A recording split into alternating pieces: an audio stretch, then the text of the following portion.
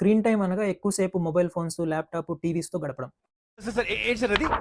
9 సంవత్సరాల పిల్లవాడు చదువులో వెనకబడడం, ఎప్పుడూ కోప్పడుతూ ఉండడం, దేని మీద శ్రద్ధ, ఏకాగ్రత లేకుండా ఉండి నా దగ్గరకు తీసుకొచ్చారు. ఇంకో కేసు 3 సంవత్సరాల పాప సరిగ్గా నిద్రపోకపోవడం, మాటలు సరిగ్గా మాట్లాడలేకపోవడం, ఏదైనా చెప్పాలంటే ఇంకా కూడా సైగలు చేస్తూ ఉండడం. సో, ఇలాంటి ప్రాబ్లమ్ తోటి తీసుకొచ్చారు. అడగ్గా తెలిసిందేందంటే పాపేమో ఫోన్ లేనిదే తిండి తినదంట. బాబుగారేమో పబ్‌జీ గేమ్ ఎప్పుడు మొబైల్ ఫోన్‌లో ఆడుతూ ఉంటారు. ఏమండోయ్!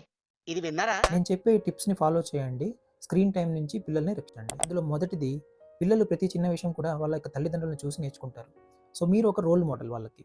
సో, మనము మన యొక్క స్క్రీన్ టైమ్‌ని తగ్గించడం ద్వారా పిల్లలకి మేలు చేసిన వాళ్ళం అవుతాం. టిప్ నంబర్ 2, నిద్రపోవడానికి ఒక గంట ముందు నుంచి ఎటువంటి మొబైల్ ఫోన్స్ కానీ, స్క్రీన్స్ కానీ యూజ్ చేయకూడదు. మీరు పడుకునేటప్పుడు మీ బెడ్ పక్కన మొబైల్ ఫోన్స్‌ని ఛార్జింగ్ చేసుకుంటూ పడుకోకూడదు. టిప్ నంబర్ 3, మొదటి 2 సంవత్సరాల్లో పిల్లలకి వీటిని దరిదాపుల్లో కూడా తీసుకురాకూడదు. 2-5 సంవత్సరాలలోపు పిల్లలకి 1 గంట నుంచి 2 గంటల వరకు స్క్రీన్ టైమ్ అనేది అలో చేయొచ్చు. అది కూడా వీడియో కాలింగ్ అని, రిలేటివ్స్‌తో మాట్లాడడము, లేదా యూట్యూబ్‌లో ఎడ్యుకేషనల్‌కి సంబంధించిన హోంవర్క్ సంబంధించినవి వీడియోస్‌ని చూడొచ్చు. 16 సంవత్సరాల వయసు వచ్చేంత వరకు కూడా ఇన్‌స్టాగ్రామ్ అని, ఫేస్‌బుక్ అని సోషల్ మీడియా అకౌంట్స్‌ని యూజ్ చేయకూడదు. టిప్ నెంబర్ 4, చిన్న పిల్లలతో ఎక్కువ టైమ్ స్పెండ్ చేయండి. మాట్లాడండి, ఇంటరాక్ట్ అవ్వండి, పాటలు పాడండి, పార్కులకి తీసుకెళ్ళండి. ఇంట్లో ఉన్నటువంటి యొక్క టాయ్స్ ఉంటాయి, బొమ్మలు ఇచ్చి వాటితో ఆడించండి. ఈ మొబైల్ ఫోన్స్‌ని రీప్లేస్ చేయండి. దాని ద్వారా వాళ్ళ యొక్క ఎదుగుదల ఇంకా తొందరగా పెరుగుతుంది.